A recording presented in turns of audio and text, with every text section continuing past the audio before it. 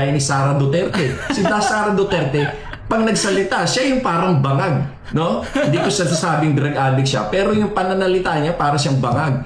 Yung napakababang, wala kang makitang statesmanship at walang lalim ang kanyang mga sinasabi sa issue ng dito sa binabato niya kay Presidente Bongbong Marcos na gumagamit ng droga. Yan ang malaking kasinungalingan. Para sa akin, dito ay lumabas yung pagiging boba ni Senator Amy.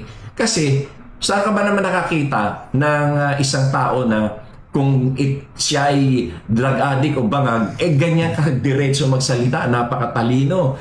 Pagka nagbibigay ng speech sa kahit saan lugar, walang binabasa. Tama. At siya ay lahat ng mga bagay-bagay ay tungkol doon sa mga kanyang mga sinasabi ay alam na alam niya. Yes. At dire-diretso ang kanyang pananalita. Hindi ganyan ang mga addict. Ang mga addict, yung walang laman ng ulo, yung they are groping for words, hindi makapagsalita ng malalim tungkol sa isang bagay, kagaya ni Sara Duterte. Si Sara Duterte, pag nagsalita, siya yung parang bangag, no? Hindi ko sasabing drug addict siya, pero yung pananalita niya para siyang bangag.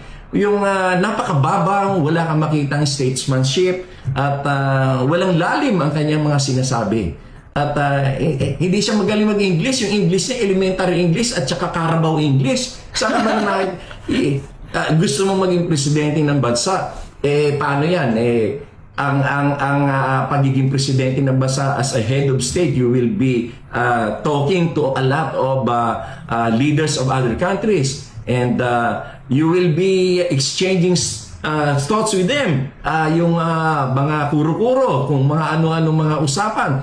Paano kung ganyan ang ating, kung kagaya ni Sara Duterte ang magiging presidente, walang laman yung ulo, napakahina mag-English, napakahina ng kanyang mga statements, wala kang marinig na kalaliman ng kanyang isipan. Yan ang talagang parang addict.